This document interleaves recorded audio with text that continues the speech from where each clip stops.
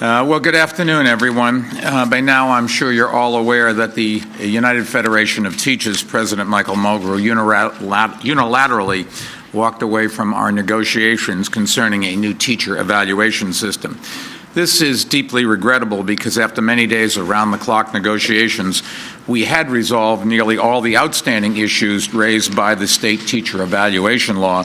There was an agreement to be had here. We were actually very close, but unfortunately every time we approached a deal in recent days, the UFT moved the finish line back. Instead of working with us to tie up the loose ends of this agreement, they continued to insert unrelated, extraneous issues into these negotiations, and the effect was to set the talks back time and time again. And that's exactly what happened last night. We made it clear then, as we had previously, that this was a non-starter. The UFT also threw the negotiations off track with demands that effectively undercut the intent of the law, which is to create an evaluation system that we have the best possible teacher in every classroom in our schools. Everything our administration has accomplished in turning around our schools these past 11 years has been based on setting standards and requiring accountability. A new teacher evaluation process is a crucial part of that, and that's why it was a condition of New York State receiving federal race to the top funding from the Obama administration. And that's why I supported the state requirement on revising teacher evaluations that was passed into law back in 2010. I personally feel very strongly that teachers deserve to be treated as professionals and also held to high professional standards. So in that light, I want to let you know that what the two main areas of disagreement were in our talks with the UFT last night. First, the UFT wanted the entire agreement to sunset in June of 2015. That condition would essentially render the entire agreement meaningless, and that's because the process of removing an ineffective teacher requires 2 years, that's correct, 2 years' time to get an ineffective teacher out of the classroom. And if the agreement sunsetted in 2 years, the whole thing would be a joke. Nobody would ever be able to be removed. The law would be gone before the process could finish. It would essentially sabotage the entire agreement. This popped up last night, sometime between midnight and 3 in the morning when the negotiations ended. Second, our negotiations with the UFT demanded a doubling of the number of arbitration hearings available to teachers who file grievances as part of the evaluation process. There would be twice as many as they're entitled to now. That would make it, again, much harder to weed out ineffective teachers because more and more of these cases would go to arbitrators, and it would bog our principals down in lengthy arbitration hearings, taking precious time away from their duties as school leaders.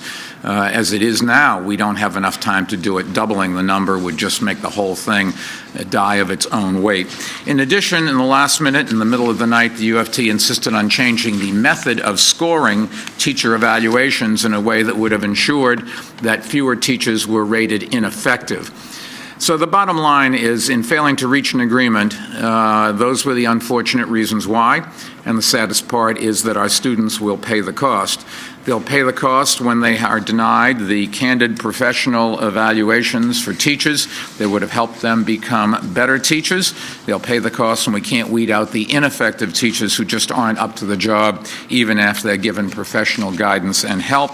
And kids will also pay the cost because the city will have to forfeit $250 million in additional state education aid that was contingent on our creating a new and more effective teacher evaluation system, and will also lose out on up to another $200 million in education grant funds that we might have qualified for. I can't tell you how much this pains me to see this happening. Nothing is more important to us than our schools and making sure that they receive the financial resources they deserve. I think we've shown that over and over again in the last 11 years. We've shown that by increasing salaries and improving professional development for our teachers.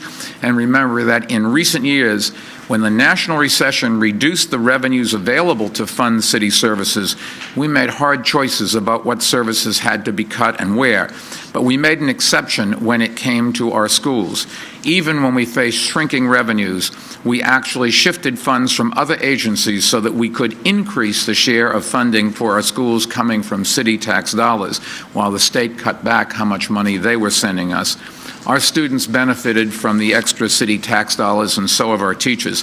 And they certainly also benefited from the additional state aid we regrettably would have had to forego if there is not an agreement with the UFT. On that note, let me turn things over to Schools Chancellor Dennis Walcott. Dennis? Thank you, Mr. Mayor.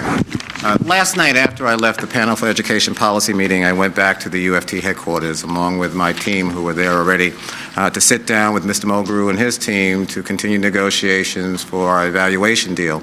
As the mayor indicated, we were very close to a number of issues in solving the puzzle of putting an evaluation deal together. As I've said all along, money was not my key motivator. Having the right deal in place is the bottom line that will benefit our students.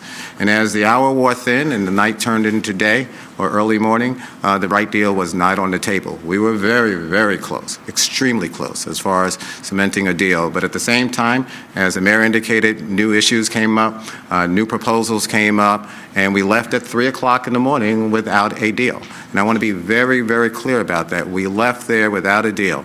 Mr. Mulgrew turned down our proposal. We were not interested in his proposal, and we left there without a deal. And so, as the mayor indicated, we want the right deal for our children that will not hurt them in the long run.